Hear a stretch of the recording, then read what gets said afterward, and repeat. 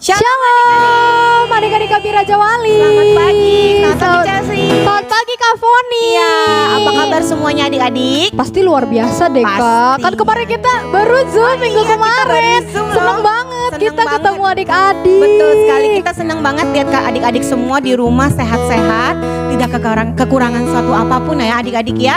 Kita senang sekali bisa ketemu walaupun hanya lewat Zoom. Iya. Tapi Kak Foni, walaupun kayak gitu kita masih bisa beribadah sama Tuhan Betul Yesus. sekali. Kita harus bersyukur. Betul, kita bersyukur sekali kalau Tuhan yang kita punya adalah Tuhan yang baik ya, Betul. yang menjaga kita dan memelihara kita sampai dengan saat ini. Adik-adik, kita mau memulai ibadah kita mau siapkan hati kita mau bergerak buat Tuhan, kita mau angkat pujian. Apa nih adik, apa nih Kak Chelsea nih? Kita mau goyang-goyang kali ya iya, nih ya Kak goyang-goyang apa Foni. nih? Lagunya yang kayak gini-gini loh, tahu gak? Gini. Ini kan langkah-langkah gitu ya. Tahu. Langkah selangkah. Betul sekali. Nih adik-adik di rumah juga pasti pada kangen Kak Foni nyanyi lagu langkah Betul selangkah. sekali. Adik-adik di rumah kita mau bangkit berdiri, kita mau tepuk tangan. Yang di rumah yang bisa pakai gaya, kita pakai gaya sama. Pasti pada inget dong Iya. Yuk, kita mau angkat pujiannya gerakannya. sama-sama ya Kak Chelsea. Oke, let's go. Ayo Kak Lewi. Semuanya tepuk tangan ya.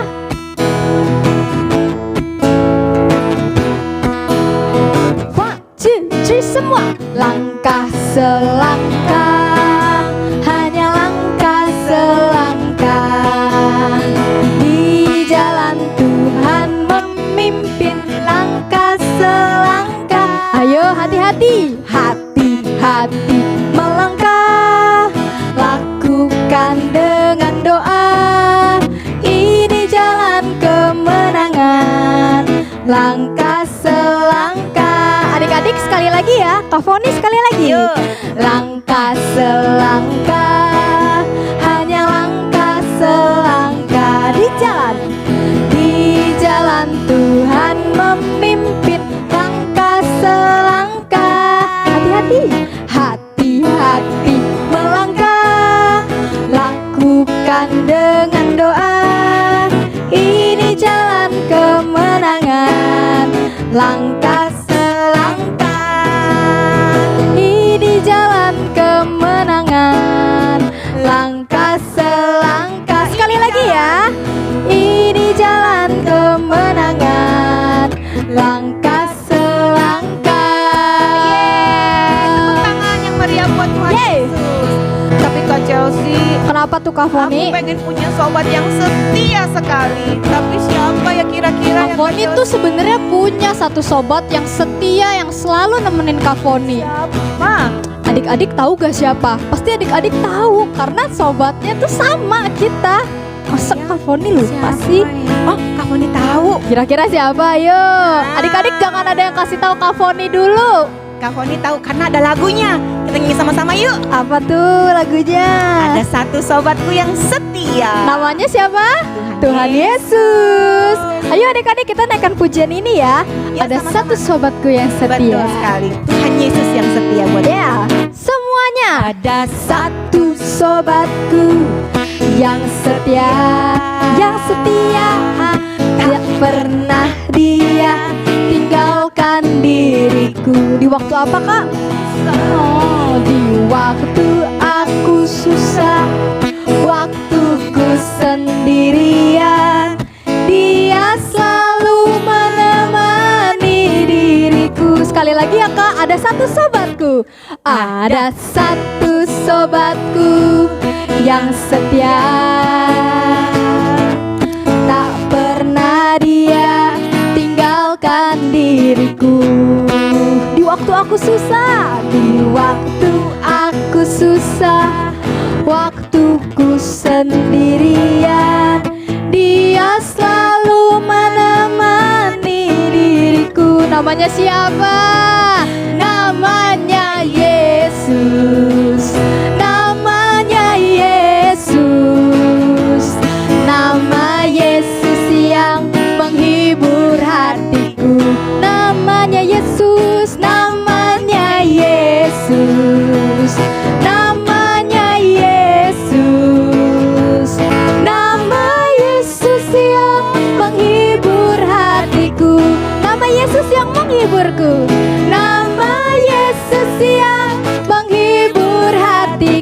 Coba dong sekali lagi. Nama Yesus yang menghibur hatiku. Kasih tepuk tangan dulu dong buat Tuhan kita, Tuhan Yesus, sahabat yang setia. Amin. Yuk adik-adik, siapkan hati kita untuk mendengarkan firman Tuhan. Sebelumnya kita angkat pujian ini ya.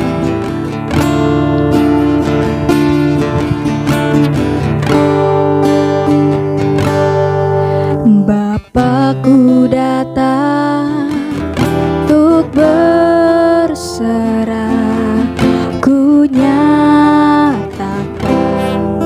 Kau yang berkuasa dalam gelap, Kau sempurna, Kau cahaya bagiku.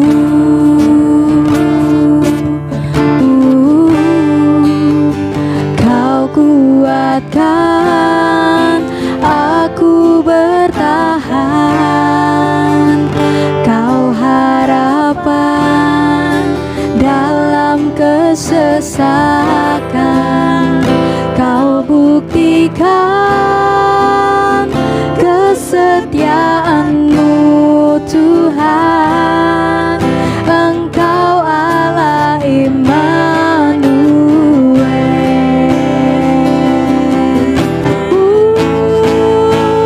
Kau kuatkan aku bertahan, Kau harapan dalam kesesakan, Kau buktikan kesetiaan-Mu Tuhan. Engkau Allah Immanuel. Katakan adik-adik, Immanuel, Immanuel. Immanuel, Immanuel, Engkau besertaku. Immanuel, Immanuel, Engkau Allah besertaku.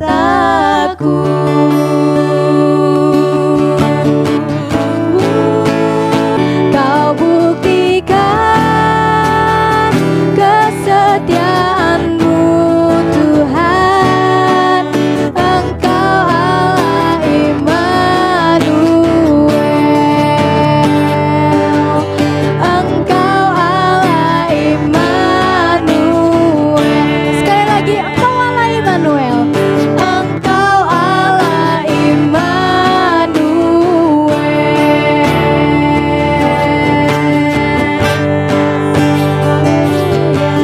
Terima kasih Tuhan, Kau baik.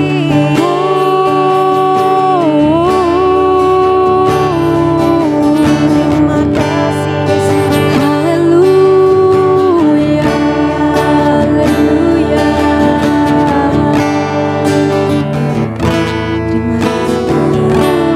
Mari adik-adik, kita mau lipat tangan kita mau berdoa dengan sungguh-sungguh kepada Tuhan. Kita mau arahkan hati kita mau serius kepada Tuhan. Kita mau undang Tuhan Yesus masuk ke dalam hati kita dan berfirman dalam firman Tuhan pagi hari ini. Yuk adik-adik, kita berdoa bersama-sama. Tuhan Yesus, selamat pagi. Kami bersyukur Tuhan buat pagi hari ini Tuhan. Kami masih diberikan kesehatan Tuhan dari Engkau ya Tuhan. Kami masih diberikan kesempurnaan daripada Engkau semua ya Tuhan.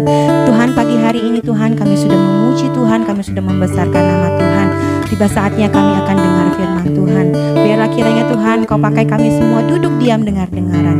Juga Kau mempersiapkan Tuhan kakak-kakak sekolah minggu kami Tuhan yang akan membawakan firman Tuhan pagi hari ini. Kau pakai tambah hari, tambah luar biasa, dan tambah mengasihi dan setia kepada Tuhan. Terima kasih Tuhan, kami siap dengar firman Tuhan hanya di dalam nama Tuhan Yesus Kristus. Haleluya. Amin. Tuhan Yesus memberkati. Shalom adik-adik, selamat hari Minggu. Wow, apa kabarnya? Baru nih ya, minggu lalu kita ketemu dari Zoom gitu ya. Siapa ikut Zoom minggu lalu? Wow, ya kan? Nah adik-adik, hari ini kakak mau cerita nih, dan ceritanya ini dari tokoh yang kita sebenarnya udah nggak asing nama tokohnya. Ada yang tahu siapa? Pasti bingung. Iya, sama, kan belum dikasih tahu. Iya, jadi tokoh kita hari ini adalah Daud namanya. Oke, tapi bukan sekedar Daud, tapi Raja Daud. Wah, berarti kalau udah Raja Daud, ceritanya yang pas Daud lawan Goliat ya kak? Oh, tentu bukan. Cerita ini adalah ketika Daud sudah jadi raja dan bahkan sudah memimpin bangsanya sangat lama sampai udah punya keturunan. Nah, penasaran gimana ceritanya dan apa sih yang Daud alamin? Nah, yuk kita mau simak bareng-bareng. Tapi sebelumnya yang pasti semuanya kondisinya harus siap dengerin firman ya. Karena kakak nggak akan lama-lama, tapi ceritanya ini menarik deh. Oke? Semoga kita semua bisa belajar banyak dari si Daud. Siap? Siap dengerin firman? Kakak yakin pada siap, oke? Nah, adik-adik, pertama-tama kakak kasih tahu dulu nih bahwa cerita kakak hari ini semuanya didasari dari 2 Samuel 19. Jadi, kalau misalnya setelah kakak cerita, kalian penasaran, emang bener ya yang diceritain Kak Edo? Wah, kalian bisa langsung cek, bisa baca, dan bahkan bisa renungin bareng sama orang tua kalian atau mungkin kakak kalian, oke? Siap? Oke, siap. Nah, adik-adik gini, ini ceritanya lumayan panjang tapi bagus. Nah, kakak berusaha rangkum ini jadi sebuah runtutan yang menarik ya. Oke? Oke, gini. Jadi adik-adik, kalau dibaca dari perikop dari pasal sebelumnya, ini Raja Daud nih sedang diasingkan dan bahkan tidak sedang dengan bangsa Israel. Justru kali ini Daud harus melawan bangsanya sendiri. Wow, gimana kak? Kok bisa sih Daud lawan bangsanya sendiri? Iya adik-adik, jadi ketika saat itu kebetulan nih ya, kalau baca dari pasal sebelumnya, intinya gini adik-adik, Daud harus melawan bangsanya sendiri karena Daud sedang diasingkan. Dan ketika saat ini, dan bisa dibilang ini ceritanya udah jadi Raja Daud ya, jadi Raja Daud harus melawan bangsa Israel. Dan yang paling parahnya lagi adik-adik, tahu nggak siapa pemimpin bangsa Israelnya? Siapa? Ayo. Bingung? Iya, yang waktu itu memimpin bangsa Israel dan melawan Daud itu adalah Absalom. Siapa Absalom itu? Absalom adalah anaknya Daud. Waduh, luar biasa nih. Jadi ini perang tentang ayah dengan anaknya. Nah, tapi adik-adik, di pasal 19 yang kali ini ceritanya tuh si Absalom ini udah kalah. Karena apa? Karena Absalomnya mati. Jadi Absalom sudah dibunuh dan Daud kondisinya saat ini sudah memenangkan peperangan. Dan apa sih yang Daud lakuin? Nah, ini adik-adik yang menarik. Jadi gini, kalau pada zaman dahulu aturannya begini, ketika masuk medan perang, prajurit dan atau tim yang kalah itu semua harus dibasmi. Semua prajurit yang masih hidupnya harus dibunuh karena udah kalah. Dan bahkan bukan cuma prajuritnya aja, sampai keluarga prajurit-prajuritnya dan bahkan bangsanya itu harus dilenyapin. Jadi contohnya ya, seharusnya ketika Daud melawan Absalom ini dan Absalom sudah kalah, harusnya semua prajurit Absalom, semua yang dipimpin oleh Absalom, semuanya harus dihanguskan, semuanya harus dibunuh. Nah, tapi di ayat 19 ini kita melihat satu sifat Daud yang harus kita semuanya itu miliki. Ada yang tahu apa? Ayo, ada yang punya pendapat mungkin? Ayo coba ngomong aja di rumah, kakak coba mendengarkan. Oh, kakak tidak mendengar apa-apa. Tapi gini adik-adik, yang kakak mau kasih tahu adalah satu sifat yang harus kita milikin, itu adalah murah hati. Nah, di sini Daud murah hati. Murah hatinya kenapa? Dia udah tahu dia menang, tapi respon dia adalah dia tidak membunuh siapapun yang kalah. Jadi prajurit-prajurit Absalom yang masih hidup tidak dibunuh oleh Daud, tapi Daud memaafkan karena dia murah hati. Nah, adik-adik, ini yang mau kita belajar. Nah, kakak bacain salah satu ayat di 2 Samuel 19 ya, supaya kita tahu nih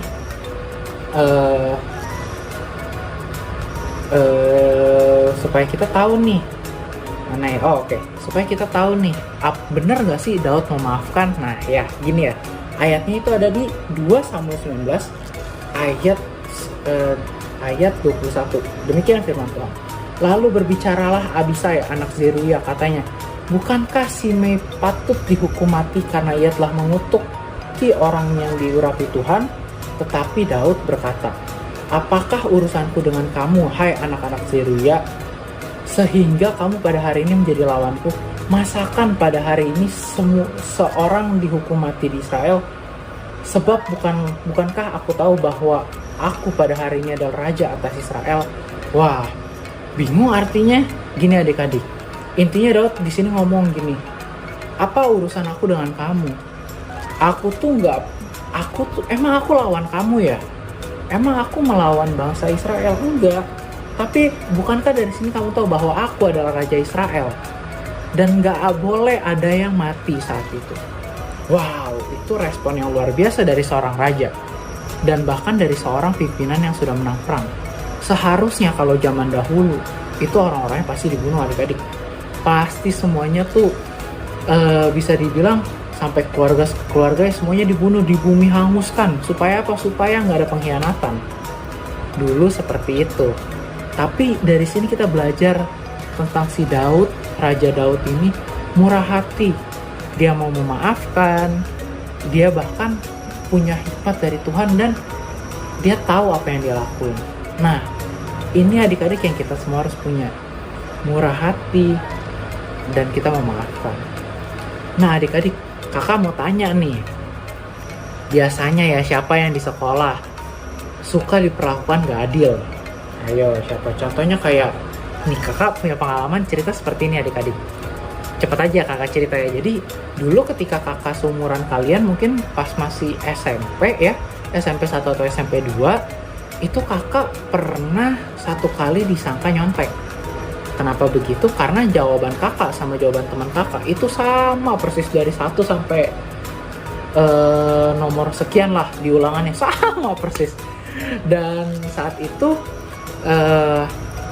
guru manggil dan akhirnya kakak sama teman kakak itu harus ikut remedial dan tidak dilulusin ulangan. Tapi saat itu kakak nggak nyontek adik-adik. Jadi akhirnya ya kakak udah melakukan pembelaan tapi tetap disalahkan, ya udahlah, jadi kakak ikut remedial. Dan ketika kakak remedial, kakak jadinya harus belajar lagi, harus ujian lagi, harus nulis lagi.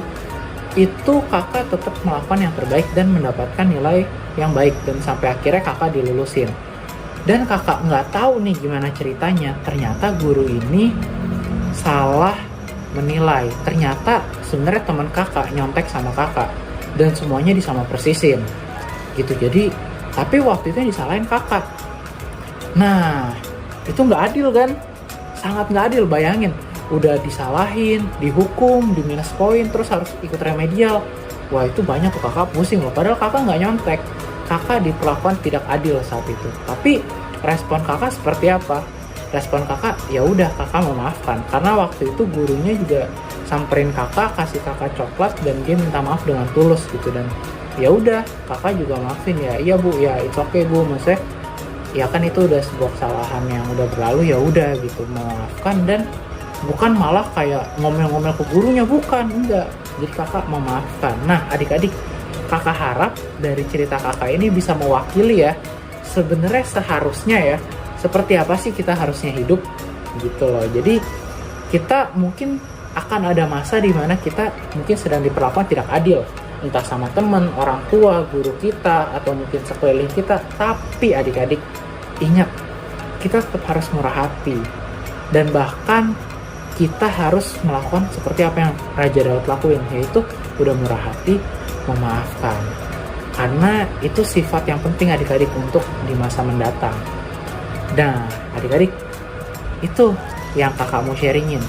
Kakak harap dari sharing kakak yang sebentar ini, kita bisa belajar jadi seperti Raja Daud, yaitu memaafkan dan memiliki kemurahan hati.